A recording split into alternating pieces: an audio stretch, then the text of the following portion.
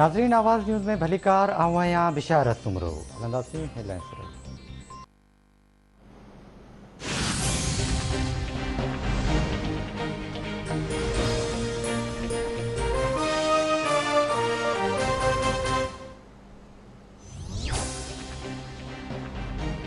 जस्कम chairman सनान कुरैशी की गिरफ़्तारी ज़ाहिर करण खां पोइ कराची की दहशतगर्दी तोड़ अदालत में पेश कयो पियो।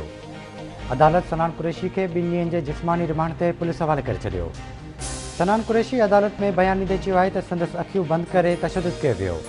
बिना वारंट जे घर ते चढ़ाई करे गिरफ़्तार कयो वियो। इंसाफ़ फराहम कयो वञे।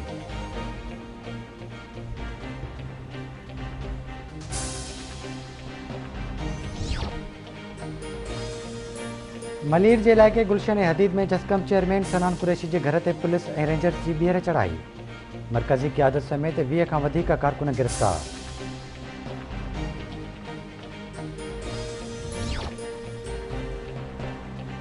सिंध एक्शन कमेटी के सॾ ते जस्कम चेयरमैन सनान कुरैशी समेत अगवाणनि और कारकुननि की गिरफ़्तारियुनि और मथन केस दाख़िल करण खिलाफ़ कराची, हैदराबाद, मीरपुर ख़ास, नवाबशाह, सखर, खैरपुर, लाड़कानी, टंडोलायार, मुशर्रफ रोड, कशमोर, कंदकोट, कंबर शहजाद कोट, घोटकी, बदीन, सिजावल, ठटो, जामशोरो, दादू, जैकबाबाद समेत नंढनि वॾनि शहरनि में एहतजाजी मुज़ाहिरा और धरना। अगवाणनि मथां दाख़िल FIRs ख़त्म करे गिरफ़्तार अगवाणनि और कारकुननि के आज़ाद करण जो मुतालबो।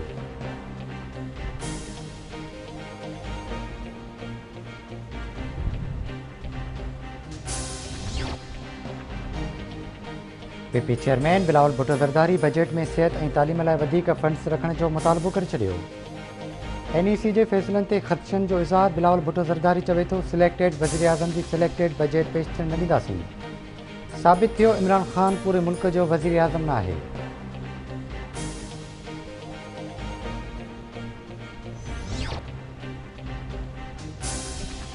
मुल्क में कोरोना वायरस जा अञा जारी वायरस के वधीक 77 मरीज़ फोत।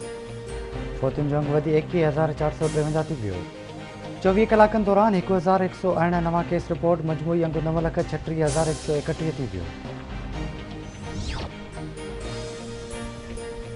कोटड़ी वेझो पिशावर खां कराची वेंदड़ खैबर मेल जूं 2 बोगियूं पटड़ी तां लही वयूं। को बि जानी नुक़सान न थियो। रेल गाॾियुनि जो अच वञ मुअतल।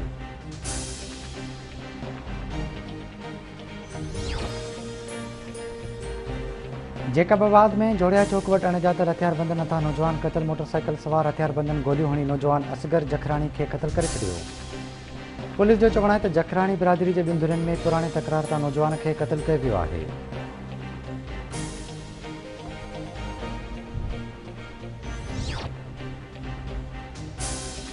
मीरपुर ख़ास में दरगाह उम्मीदुनि भरियो वेझो हथियारबंदनि की फायरिंग में पुलिस एहलकार मारिजी वियो।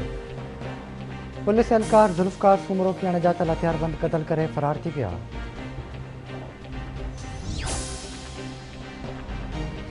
दोदापुर भरिसां चाचड़ मलगाणी तकरार ॿीहर भड़की पियो। धुरियुनि जो हिक ॿिए मथां जदीद हथियारनि सां हमलो।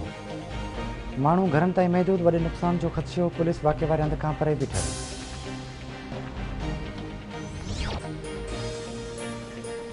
कोयटा के चश्मा चौज़ीवार इलाइक़े में खिलजी बिरादरी के 2 धुरियुनि में मामूली ॻाल्हि तां झेड़ो। गोलियूं लॻण सबबि हिकु ॼणो मारिजी वियो, 3 ज़ख़्मी।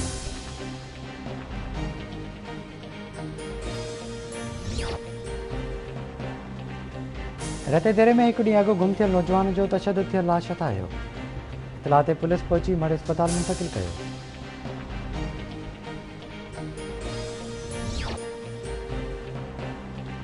मुबारकपुर भरिसां ॻोठ धणी बख़्श मस्तोई मां कुछ महीना अॻु अगवा थियल 2 ॼणा बाज़ियाब।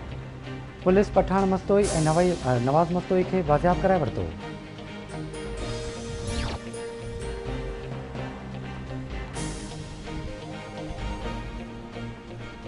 मुबारकपुर भरिसां ॻोठ धणी बख़्श मस्तोई मां कुछ महीना अॻु अगवा थियल 2 ॼणा बाज़ियाब।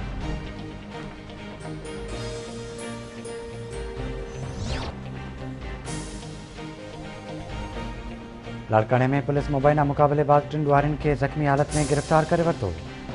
गिरफ़्तार थियल ॾुआरियुनि में वहीद चांडियो, माजिद और अली अब्बास चांडियो शामिल।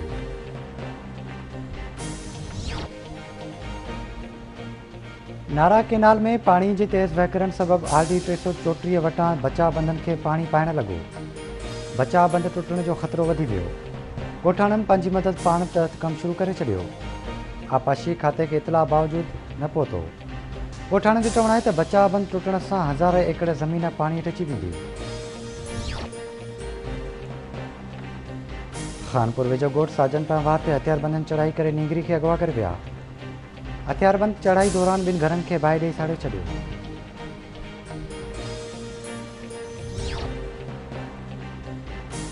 गौसपुर पुलिस जदीद टेक्नोलॉजी जी मदद सां कराची वासी नौजवान कामरान खे औरताणे आवाज़ सां बचाए वरितो।